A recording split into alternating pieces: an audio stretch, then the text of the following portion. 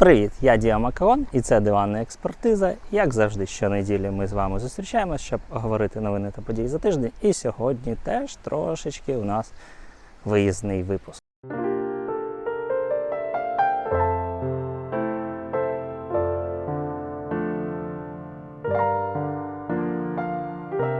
Росія атакувала Україну 90 ракетами та 600 дронами в ніч із 23 на 24 травня 2026 року. Черговий російський терор. Цю ніч здебільшого був атакований Київ, дійсно страшні кадри. Дійсно, так, на своїй пам'яті. Один з найтаких масштабніших обстрілів. Я б не сказав, що там наймасштабніший. Мабуть, були руйнування більші, і співставні, і жертв було більше. Але черговий такий серйозний обстріл, чергова безсонна ніч. Із того, що запустили 690, так, українським силам ППО вдалося перехопити 604 цілі, 549 БПЛА, тобто 51 БПЛА ми не перехопили, відповідно, були ураження. Якщо брати у відсотках, перехоплення, звичайно, багато, бачите, але якщо брати в загальних цифрах, приліт 51 дрона – це доволі серйозний урон, це багато.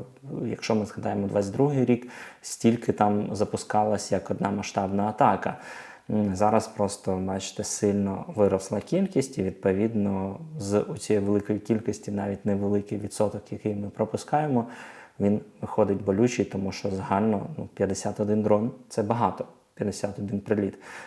І ракети, з ракетами ситуація з перехопленням гірша, тому що з 90 ракет вдалося перехопити 55. Тобто тут десь 60% вдалося перехопити. Якщо з дронами, то там 90-95% перехоплення ракет, ви бачите, сильно менше. І відповідно ракети наносять сильно більшу шкоду. Варто зазначити, що застосовувалось багато балістичних ракет «Іскандер». Їх перехоплювати дуже важко. Наскільки відомо, їх перехоплює тільки «Петріот», з яким у нас проблеми. По-перше, він не всюди є. По-друге, дефіцит ракет-перехоплювачів. Також використовувалися крилаті ракети Х-101. Тут я хочу відзначити, всього їх там було 44. Що цікаво, що менші залпи крилатих ракет, і я після операції «Павутина» дійсно немає таких обстрілів за допомогою бомбардувальників Ту-95, де там сотні і більше ракет, що було раніше. Зараз цього немає, можливо, це якраз таки той ефект. І також застосовувались гіперзвукові ракети «Циркон», які запускались з Криму. Взагалі це типу ракета за замовченням протикорабельна, але росіяни їх використовують для терору мирного населення. А також використали цей раз «Орешник», удар по Білій церкві, видні кадри, так, де саме бойова частина цього «Орешника», якраз там 6 БЧ, які ще кожна розділяється на 6, тому воно так ефектно виглядає, але шкода від них незначна, тому що за замовченням «Орешник» – це типу ракета ядерного виконання, тобто має нести ядерну БЧ, відповідно там точність не сильно хороша, і тому що для ядерної БЧ це не так важливо, тому що руйнації будуть в будь-якому разі. Тобто тут чисто таке махання умовно ядерної дубіни, що дивіться, що у нас є, що якщо що, вам гаплик, типу, прихопити її не можете. Ось захочемо, типу, ядерку пустити і все. Це, мабуть, навіть не стільки нам, скільки там умовно Європі, Штатам показують таке нам то що. Скажімо так, дрони більшої шкоди задають і ракети тим паче, ніж цей «Орешник». Що пошкоджено? Знову у нас серйозні пошкодження на Лук'янівці у Києві, згорів там ринок, згорів торговий центр.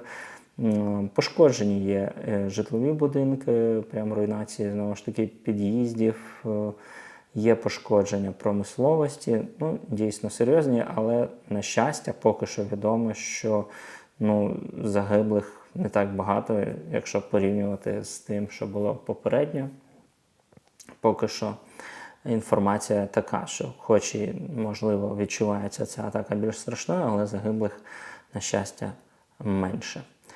І тут варто відзначити, що це не якась там відповідь росіян на щось, там якась типу помста на наші дії. Давайте так, що це взагалі Росія почала війну, і наші будь-які дії – це якраз таки відповідь на те, що Росія почала.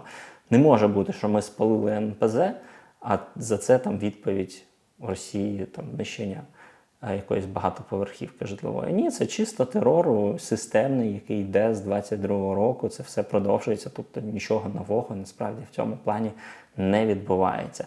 Все, що ми робимо, це відповідь на російську агресію, не навпаки.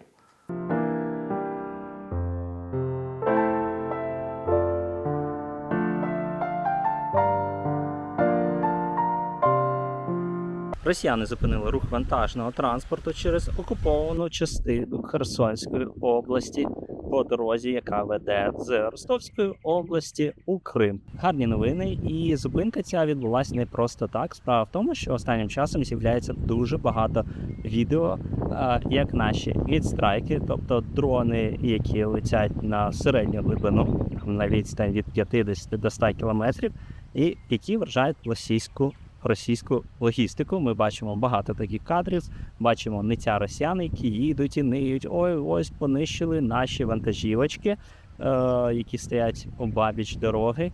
І вже це все відчувається. Для чого росіяни зараз зупиняють рух? Для того, щоб їздили лише військова логістика, військові вантажівки і могли рухатись швидко, щоб не були там захаращені ці дороги, застопорені, щоб там не було заторів. І вони так сподіваються обезпечити ці вантажівки від ударів. Ну, скоріш за все, це трошечки може вплинути, тому що дійсно, чим менше на цьому шляху знаходиться вантажівка, тим її, звичайно, складніше буде перехопити. Тобто одна справа, якщо вона там рухається умовно 2 години, тобто у нас є 2 години, щоб її вразити. Інша справа, якщо вона за годину пройде цей маршрут, тобто шансів перехопити її становить менше. Але те, що вони вводять отакі міри, це показник, що такі ураження доволі серйозні.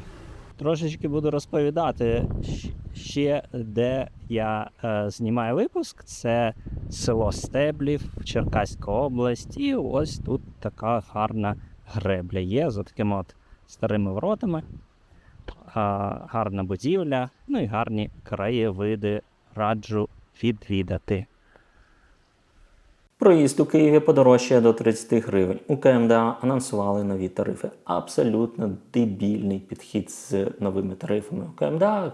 А чого треба було очікувати? Підігравання, як завжди, маршруткам, неадекватні тарифи, при тому, що вони відзначають, що дійсно у нас там зараз найдешевший проїзд. І це дійсно так, що вже там всюди подорожчав, окей, але справа в тому, що сітка ця тарифна неадекватна. Вони відзначають, що чому подорожчає? Тому що собівартість зросла, наземний транспорт 64,60 разова поїздка, у метро 44,14. Вони обґрунтовують, що ось є таблички, чому воно так, бо ось там електрика зросла, там все зросло, але їх підловлюють, що чуваки, ви брешете, да, електрика зросла, ви показуєте 6,6 разів, з 2,25 до 14,93, а насправді ви платите 10 гривень за кіловат. Відповідно, ви в 1,5 рази, принаймні тут збрехали.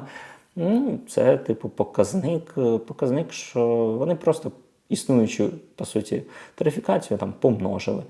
Це неправильно, це робить наш транспорт у місті, на жаль, незручний.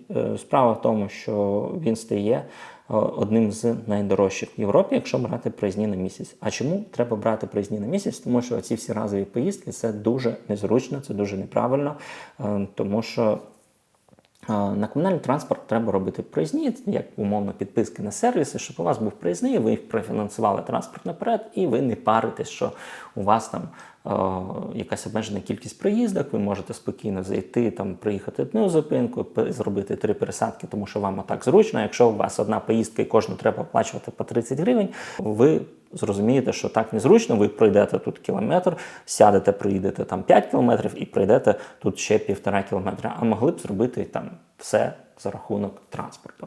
Але через оцю дебільну систему ви цим робити не можете.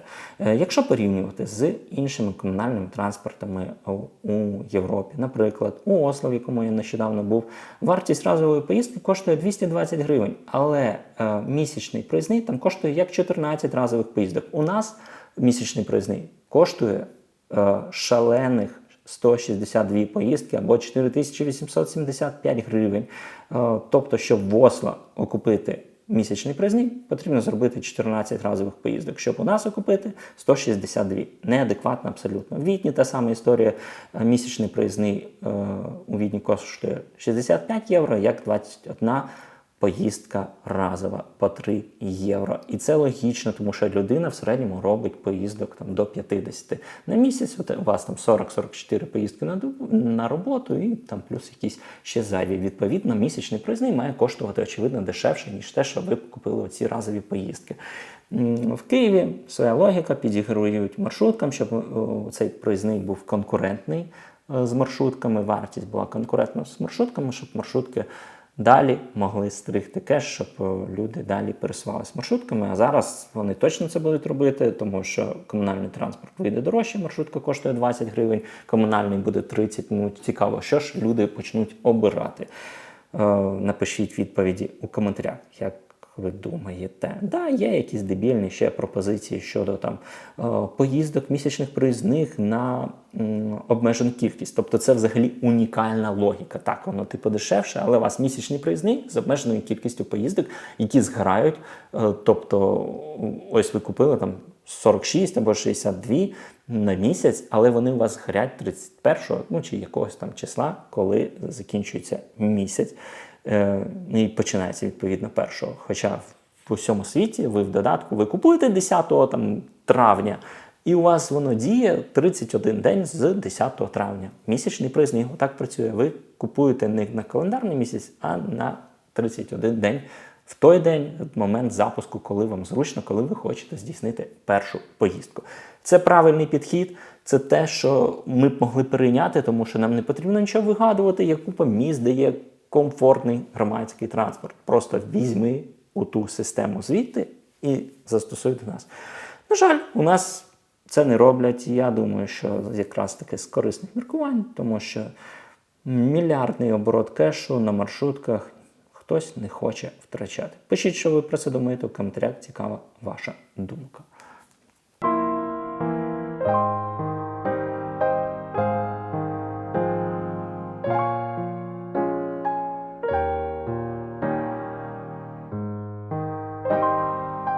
На Хмельниччині водій прокатав на капоті працівника поліції. У Кам'янці під час перевірки документів водій протягнув поліцейську на капоті автомобілю. За попередньою інформацією, під час спілкування з правоохоронцями водій раптово рушив з місця, через що поліцейська опинилась на капоті. А згодом чоловік зупинився та втік з місця. Наразі його розшукують. Взагалі, доволі часто я вже бачу такі відео, де у нас там напади, по суті, на поліцію відбуваються, наїзди під час там перевірки документів. Доволі хірова історія, особливо в воюючій країні, що таке відбувається, що там хтось ще й улюлюкає, є це ненависть до поліції. Фігово, і, звичайно, це порушення закону. І у нас, знаєте, у людей, які це там роблять і підтримують, часто якісь подвійні стандарти. Там вони кричать, чому їх поліція не захистила, коли оце був розстріл в Києві. Шутінг не стріляла. А тут вони, окей, коли таке відбувається. Хоча, якщо бути послідовним, то тут, мабуть, поліція могла теж використовувати зброю, розстрілювати тих, хто там давить поліцейських. І якщо ми кажемо про там Штати, на які ми апелюємо, де подібне, якщо, не дай Боже, відбувається, ми розуміємо, що буде з цими чуваками, скільки куль вони отримують у себе, мабуть, весь магазин в них випустять. Тож історія доволі неприємна, небезпечна і, звичайно, це не має підтримувати суспільство, коли подібне відбувається. Трошки більше про цю греблю. Бачите, тут ось цей кран такий, який їздить по рейкам і може підіймати оці ворота. Не знаю, чи працюють ці механізми зараз. Замість асфальту – зелений простір. Як змінюють центр Варшави? У Варшаві реконструюють вулиці Злота та Згода поблизу Палацу культури.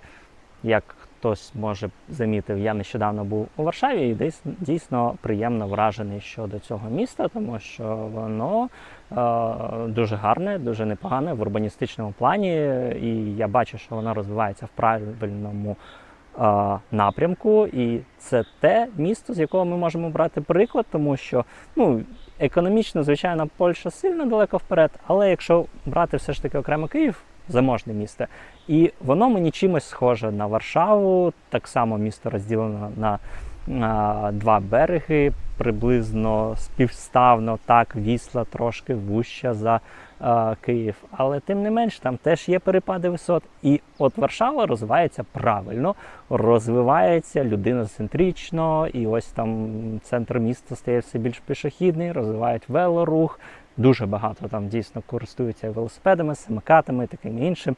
Тобто місто воно більш таке жваве в сенсі людей, не в сенсі авто. Хоча, якщо порівнювати там з такими більш просунутими, комфортнішими містами, тими ж там Відень, Осло, Копенгаген, там, звичайно, взагалі топ, але нам треба, мабуть, йти поступово. І от Варшава гарний приклад, як вони розвивають те, звідки нам потрібно брати, тим паче там дофіга живе українців, які можуть бачити оцей гарний приклад і, можливо, розповідати про нього вже у Києві, в українських містах, щоб ми дійсно впроваджували у себе подібні реформи. І ось гарний приклад, де в місті, в центрі роблять більше пішохідних вуличок. Мені це подобається. Сподіваюся, що і в Києві, і в інших українських містах будуть наслідувати подібному. Так, зараз ми у Корсунь-Шевченко. Ось такий гарний підвісний місточок.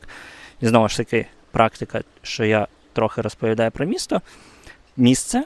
І цей підвісний місток, його особливість, як і всіх таких подібних підвісних мостків, що працює він як ферма, тобто оці поручні – це частина несучої конструкції, і вони забезпечують, мовно, таку стійкість, надійність з цього містка. Тобто це не просто у вас поручні, щоб ви не випали, а ось як така ферма тримає весь місток. І в продовженні теми логістиці з'явилась новина, що Україна розширила удари по логістиці Збройних сил РФ на відстань 150 км від лінії бойового зіткнення. Це доволі серйозна відстань. Ми бачимо, що б'ємо ми не тільки по вантажівкам, по автомобільним дорогам, що вже і наносяться удари по залізничній інфраструктурі. Це дуже важливо. І є ось мапа від Клемана Малена, прикольна, де нанесені всі геолоковані удари. І треба відзначити, що це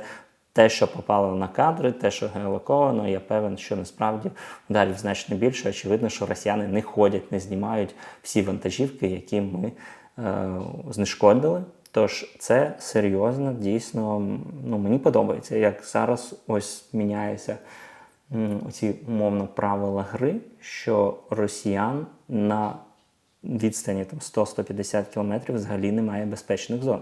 І це чудово, і я думаю, що це буде історія масштабуватись і зростати.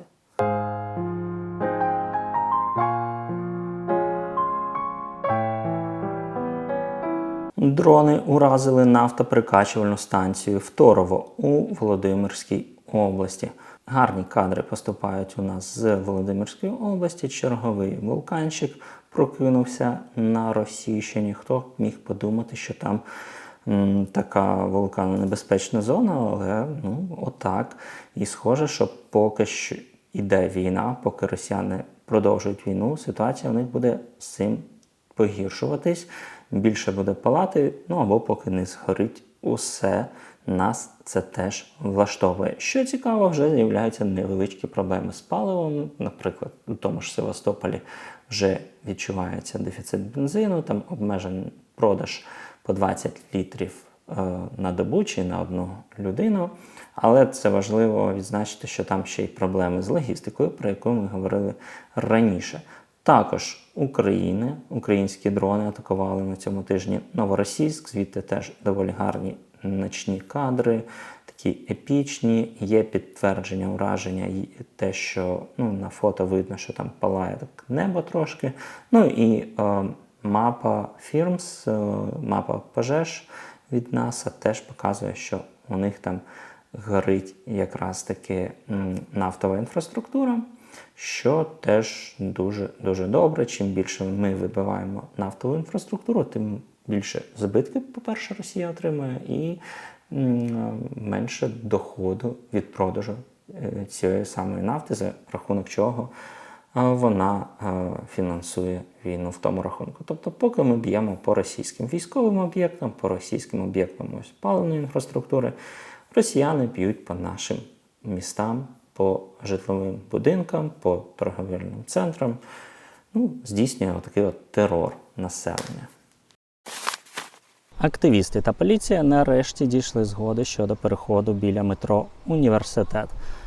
Триває взагалі ця епопея з організації пішохідного переходу біля метро «Університет» на вулицю Пирогова. Дійсно було б зручно, там є підземний перехід, і наземний там зробив би пересування значно зручніше, тому що ті, хто йдуть з Пирогова, вони мають спуститися у підземний перехід. І одна б справа, якби з того підземного переходу був би прямий вхід у метро. Ще б тоді окей, але потім тобі треба піднятися з підземного переходу, щоб знову спуститися у підземний перехід. І це, звичайно, незручно. Всі ми розуміємо, що наземні переходи – це зручно. Що зараз, які є варіанти? Домовились, два є, я так розумію, на столі. Один – це вимагає зрізати дерева, щоб відкрити видимість.